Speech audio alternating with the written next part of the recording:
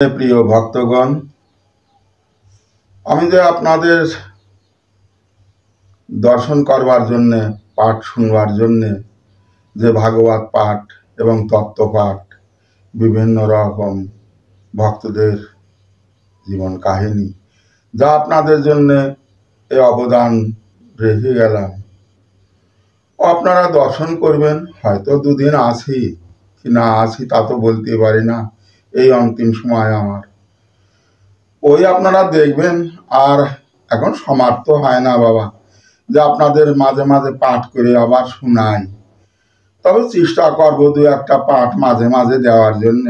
আপনারা পাঠ পাবেন বলে আশা করবেন না, দু একটা পাঠ মাঝে মাঝে দিব যখন শরীর দেহটা ভালো লাগে, এই আর কি। আপনারা ওগুলো ঘুরাই ফিরাই দেখবেন, ওই 1 বছর পর্যন্ত দেখা যাবে ঘুরাই ফিরাই, তারপর আবার গোড়ার থেকে দর্শন করবেন, আপনারা শ্রবণ করবেন এইভাবে।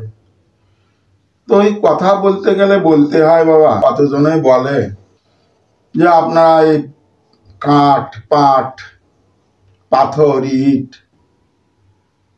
জগন্নাথ কাঠ, তুলসী মন্দির ইট, ঠাকুর মন্দির ইট। ভগবান বলেছেন একমেবাদ্বিতীয়ম, ভগবান এক এবং অদ্বিতীয়। অর্থাৎ কাঠ পাট পাথর ইট যা কিছু জগতে সবই তো তিনি ছাড়া আর কিছুই নাই। একমেবাদ্বিতীয়ম, তিনি এক এবং অদ্বিতীয়, মানে ভগবান পরম ব্রহ্ম নারায়ণ তিনি এক এবং অদ্বিতীয়। অর্থাৎ জগতে এই ভগবান নারায়ণ ছাড়া আর কিছুই নাই।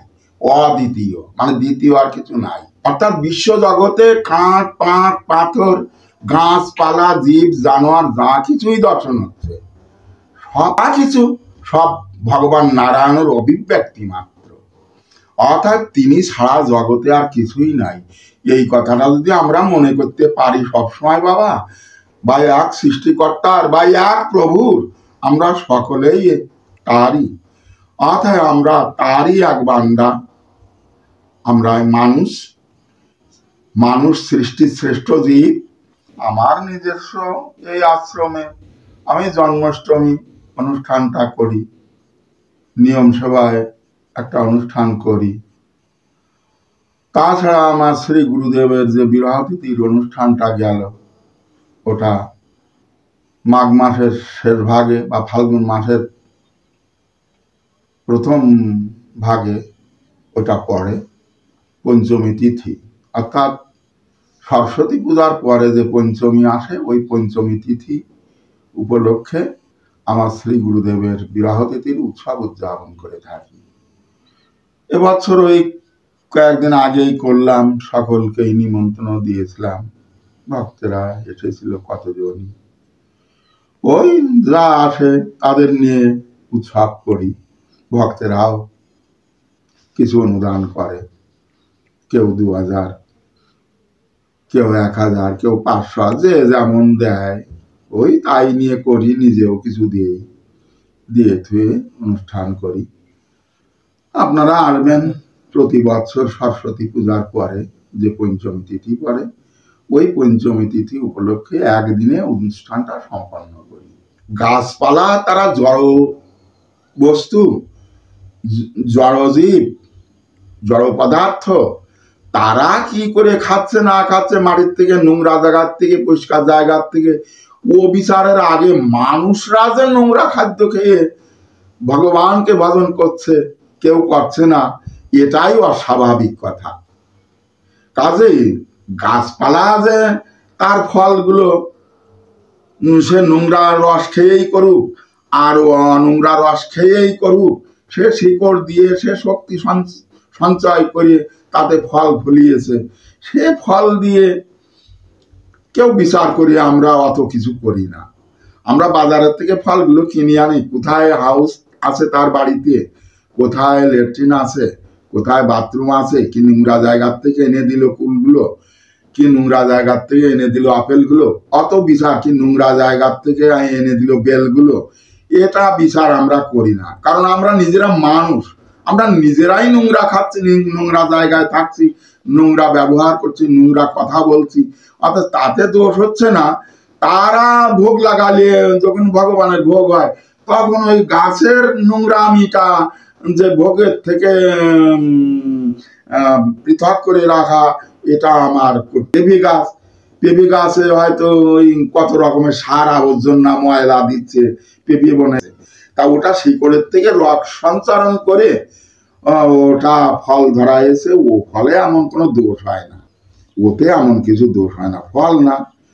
যেমন ভাগবত আর বেদ সম্পূর্ণ পৃথক আবার এক। ভাগবত মাহাত্ম্যে বলছেন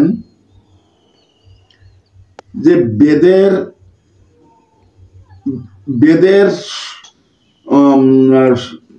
কি বলে বেদার্থ সংহিত, এই ভাগবতের ভিতর বেদার্থ, বেদের যে অর্থ তাই এই ভাগবত, তাহলে বেদের থেকেই এই অর্থগুলো ভাগবতের মধ্যে এসে পড়েছে।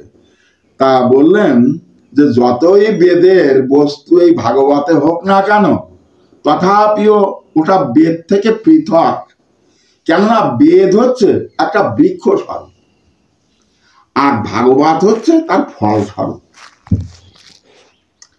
তেমনি বৃক্ষগুলো জন্মাচ্ছে বিবিধ রকমের সার খাদ্য শিকড়ের দ্বারাই খেয়ে, কিন্তু ফলটার ভিতরে ওই বৃক্ষের কোনো পাতার কোনো স্বাদও নেই, ওর মূলের শিকড়েরও কোনো স্বাদ নেই, ওর কাণ্ডেরও কোনো স্বাদ নেই, ওটা পৃথক হয়ে একটা ফলস্বরূপ খাদ্য ফলস্বরূপ ধারণ করেছে। কাজেই এই ফলটা নোংরার কোনো বস্তু ওতে নিহিত নেই। যেমন ভাগবতের ভিতরে বেদের কোনো বস্তু ওর ভিতরে নেই, বেদের থেকে পৃথক হয়ে ফলস্বরূপ ধারণ করেছেন এই ভাগবত। তেমনি ফলটাও তদ্রূপ, ও শিকড়ের দিয়ে গাছটা হয়েছে বলে গাছের কোনো কাণ্ডের কোনো পাতার কোনো শিকড়ের কোনো স্বাদ ওই ফলে নেই, ও পৃথক বস্তু। অতএব ওই ফল ভগবানের ভোগে লাগানোতে এমন কোনো দোষ হয় না।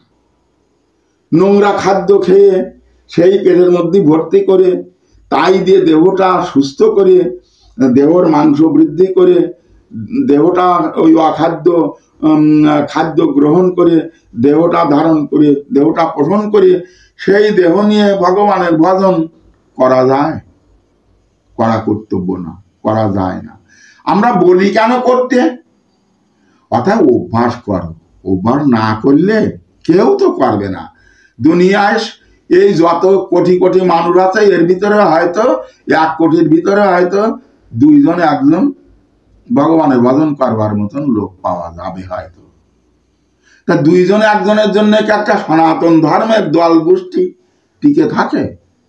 এই জন্য বলতে হয় যে তোমরা সবাই ভগবান ভগবান করো, কৃষ্ণ কৃষ্ণ করো, কিন্তু এরা কৃষ্ণ কৃষ্ণ করবার বা ভগবানকে ভজন করবার যোগ্য দেহ যোগ্য মন নয়। তথাপিও আমাদের বলে যেতে হয় তোমরা সবাই ভগবান ভগবান করো।